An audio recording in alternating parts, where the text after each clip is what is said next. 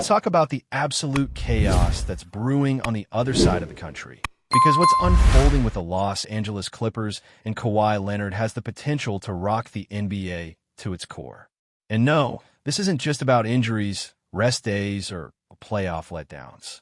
This is something way deeper, something that could change the way the league does business. We're talking possible fraud, secret payments, cover-ups, and now an investigation that might not see the light of day until we're already deep into the season.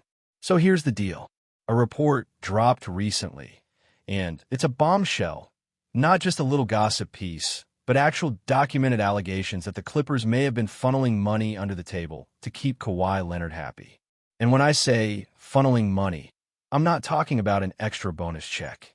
I'm talking over $100 million pumped into a company that allegedly existed solely to serve as a middleman, paying Kawhi $7 million per year outside of the salary cap. And the mastermind behind this entire operation? Uncle Dennis. Yeah, that Uncle Dennis. The one who's been lurking in the shadows of Kawhi's career forever.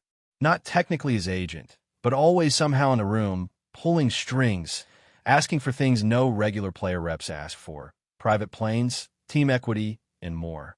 Now the NBA is stuck in a very awkward position. Reports say that we shouldn't expect any kind of ruling until after the All-Star break, which might sound like mid-season, but let's be real, that's already 2/3 into the regular season. And where's the All-Star game this year? Oh, only in the brand new Intuit Dome, the shiny new home of, you guessed it, the Clippers. So now people are starting to ask questions. Is the league deliberately dragging its feet so they don't have to drop a scandal right in the middle of their own All-Star festivities? Are they protecting Steve Ballmer, one of the richest and most powerful owners in all of sports? Because let's be honest, if this was a small market team, if this was the Hornets or the Grizzlies, would this ruling really be taking that long? The journalist who broke this open, Pablo Torre, has been slowly peeling back layers of this story week after week. We're talking about text messages between Uncle Dennis and the financial heads of this now-defunct company. Executives going on record. Official documents with the Clippers' own letterhead, allegedly signed by their chief financial officer, tied directly to shady transactions. This isn't speculation anymore. There's a paper trail. There are receipts. There are witnesses. And yet, nothing from the NBA. Oh, and let's not forget, Mark Cuban. Yes, that Mark Cuban jumped into the conversation too, basically giving a step-by-step guide on how he would have pulled off a similar scheme. He went on Pablo's podcast and described how an owner would keep feeding money into a failing company just to keep the scam alive. And guess what? That's exactly what Steve Ballmer did. Cuban laid out the blueprint, and Ballmer followed it to the letter. He invested more than $50 million into this so-called company up front, then added millions more as it was collapsing, just to make sure they could keep paying Kawhi Leonard his $7 million per year, plus $20 million in stock. And while all this was going down, the Clippers were still out here pretending like everything was fine. Now, suddenly, we're hearing reports saying the Clippers have been trying to get out of the Kawhi business for a while now, that he's difficult to work with, that they've been fed up. Really? Funny how none of this came out in the past 5 years. Now that there's a fire under their feet, they're trying to rewrite the story and shift blame away from the ownership. This is what media people call a classic, now they tell us situation. You've seen this in Boston. You've seen it when big stars leave a team, and then all the dirt magically surfaces to justify the decision. It's all just a little too convenient. And here's where it gets really interesting. The NBA has two choices. Either they pretend this isn't a big deal, hand out a small fine, maybe take away a second-round pick, and tell Ballmer, hey, don't do that again. But if that happens, we all know what it means. It means they think the fans are stupid. It means the league is willing to sweep corruption under the rug if the owner has enough money. Or, and this is what's starting to feel more likely, Adam Silver drops the hammer. Now, I don't think they'll go full nuclear and force Ballmer to sell the team. That's the kind of punishment we've only really seen in the most extreme cases, like what happened with Donald Sterling. But there's a real chance the Clippers lose a massive number of draft picks. I'm talking no first-round picks until possibly 2035. That's not an exaggeration. They already owe 5 firsts to the Thunder thanks to the Paul George trade, So it wouldn't take much more to wipe out a full decade's worth of draft capital. And Kawhi? He might not even finish the season in a Clippers jersey. If this investigation ends with a ruling that the team violated salary cap rules and paid him under the table, his contract could be voided. Gone. Done. We've seen this happen before. Shout out to the Joe Smith situation with the Timberwolves, which set a major precedent for this kind of punishment. But this Kawhi story is bigger. The player is bigger. The money is bigger. The owner is bigger. And so the punishment? Yeah, that might be bigger too. Now imagine what the day-to-day looks like in that locker room. Every game, every practice, every press conference, someone's going to bring this up. Reporters aren't going to let it go. They're going to be asking players, coaches, executives about this every single day until a ruling drops. So while the NBA might want to wait until February, the pressure is building fast. It's in everyone's best interest to get this cleaned up before it spills into the national headlines even more than it already has. And what's wild is this isn't just a Clippers problem. It's a league problem. Because if a team can get away with this, hiding millions of dollars in shady companies to keep a superstar happy, what's stopping other teams from doing the same? If the punishment isn't severe, it sends a message to the rest of the league. Just don't get caught. Or if you do, make sure you're rich enough to survive the fine. So yeah, buckle up. Because this investigation could set the tone for the next era of the NBA. How they handle this, how they punish or don't punish Steve Ballmer and the Clippers, that's going to tell us everything we need to know about how seriously the league takes its own rules. And if they flinch now, if they let this slide, it won't just be the Clippers who take advantage next time. It'll be every other franchise watching this play out like a live tutorial. While the chaos out west steals the spotlight, back in Boston, the conversation is a little more hopeful and maybe just a bit cautious. All eyes are slowly turning toward Jason Tatum, annaled with Tatum's progress. We're talking about a guy who's been rehabbing hard since day one, showing up in Boston when he didn't even need to. Outside of a quick trip to Duke and a couple of appearances in St. Louis, Tatum has been locked in with the Celtics medical staff at the team's facility, grinding through his recovery and, reportedly, sitting about a month ahead of schedule. Now, that all sounds great, but here's the million-dollar question. Is there actually a scenario where we see Jason Tatum back on the court this season? That's the kind of thing that gets fans hyped, and understandably so. But let's pump the brakes for a second. Even if he's progressing faster than expected, the smart move here is patience. The last thing this team or the player needs is to rush a franchise cornerstone back too early, especially when you're talking about a long-term investment like Tatum. He's not just the face of this team. He's one of the faces of the league, and nothing is worth jeopardizing that. But there's always a but. Let's say things break right. Let's say Boston gets off to a decent start. Maybe not dominant, but holding steady somewhere in that 4 or 5 seed range. The East isn't looking invincible right now. Joel Embiid might miss a chunk of games, the Sixers could slide, and while the Cavs and Knicks are solid, they're beatable. If the Celtics are still in the mix by March, and Tatum's recovery continues to trend upward, suddenly the conversation shifts. Suddenly you start seeing him at shoot-arounds, getting in light workouts, traveling with the team again. That's when the buzz starts. That's when you begin to hear words like reevaluation and minute restrictions. Now, let me be clear. That's not a guarantee. It's not even something the team is likely planning for right now. But it's on the radar.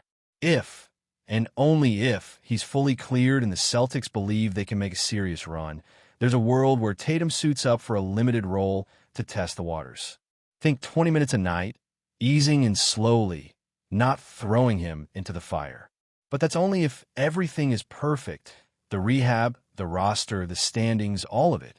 On the flip side, if the Celtics come out of the gate slow, or if the East proves to be too top-heavy, then there's zero reason to bring him back. Let him rehab. Let him rest. Let him have the full offseason to get back to 100% and be ready for a title push the following year. That's the responsible play. That's the long-term vision. And let's not forget, it's not just about health. It's also about chemistry. When you've got a squad playing all year without their leader, you build an identity, a rhythm, and a certain flow to how the team functions. Dropping in a high-usage player like Tatum changes everything, no matter how talented he is. So that's another thing the front office will have to weigh. Meanwhile, One of the names flying under the radar right now is Neemias Quetta. A lot of Celtics fans still aren't sure what to expect from him, but there's growing excitement in the organization about his potential, and it's not just empty hype.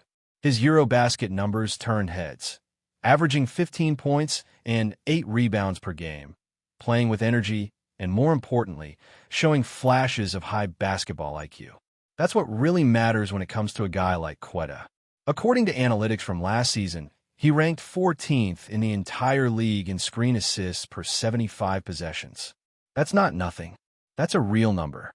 Guys like Rudy Gobert have built entire reputations around those kinds of hidden impact stats, and if Quetta can consistently set smart, physical screens, he's going to open up a lot of space for the Celtics guards, especially someone like Derek White, who loves working in pick-and-roll action. Where Quetta shines even more is on the offensive glass.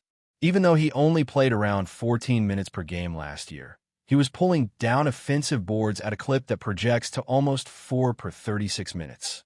That's hustle, that's positioning, and that's the kind of effort that turns second chances into points. But of course, it's not all sunshine.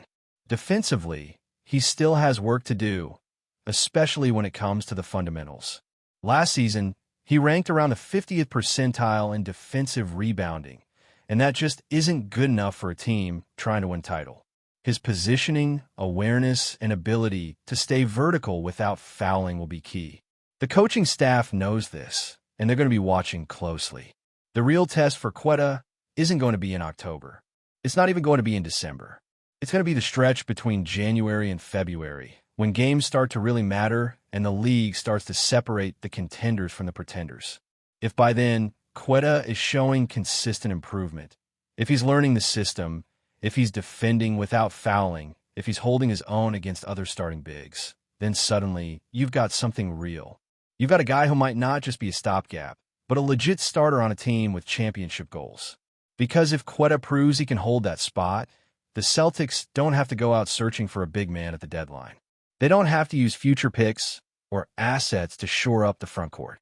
They can focus elsewhere, depth, shooting, whatever else is needed, knowing they've got a big man who fits the system and still has room to grow. There's also the floor spacing to consider. In Eurobasket, Quetta was experimenting a bit more with his jumper. Nothing crazy, but enough to notice. He was taking a 3 here and there, hit a couple in the tournament, and showed at least a willingness to step out and shoot. Now, that's a long way from being a true stretch 5, but the willingness alone can force defenses to react. If he can keep defenders honest with the occasional mid-range or top-of-the-key jumper, that opens up lanes for slashing wings like Brown and spacing for secondary playmakers. But before we continue, please remember to subscribe to the channel and give the video a like. Your support helps us keep bringing you the latest news about the Boston Celtics. Feel free to share your thoughts on the news in the comments as well. The Boston Celtics roster might just have received a jolt of electricity straight from the Nordic lands.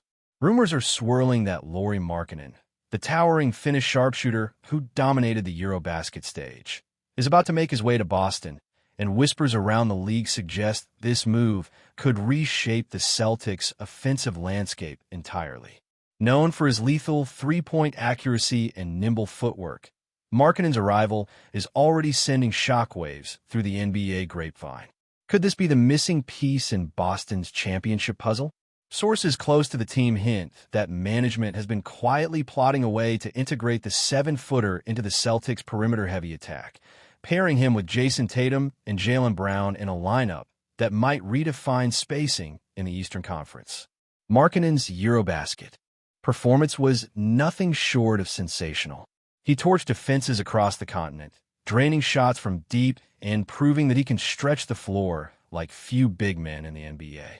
Celtics insiders, speaking on condition of anonymity, describe his potential fit as electric, suggesting that his ability to hit threes from seemingly impossible angles could create matchup nightmares for opponents. Imagine a scenario where defenses collapse on Tatum, only to find Markkanen calmly swishing threes from the opposite corner. Boston fans are already daydreaming about it.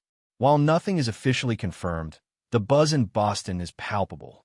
Local bars are abuzz with speculation, and social media feeds are lighting up with mock lineups and what if scenarios featuring the Finnish star. If the deal comes through, expect Celtics games to feel like a high-octane blend of precision shooting and Nordic firepower. MARKKANEN has always been a player who thrives in high-stakes situations, and Celtics fans are daring to imagine what a fully integrated LAURI could mean for their playoff run. Some analysts caution that adapting to the NBA's grind is never guaranteed, but the excitement in Boston is hard to ignore. The whispers suggest that MARKKANEN's presence might force opposing teams to rethink defensive strategies entirely, potentially giving Boston a new weapon that is both versatile and virtually impossible to ignore. Whether this buzz turns into an official announcement or remains a tantalizing rumor, one thing is clear. The Celtics and the NBA are watching closely, and a Nordic thunderbolt may soon be lighting up TD Garden. That's it for this update. If you enjoyed the video and want to keep receiving exclusive news about the Boston Celtics, please subscribe to our channel and give the video a like. We always appreciate your comments and opinions. See you in the next video.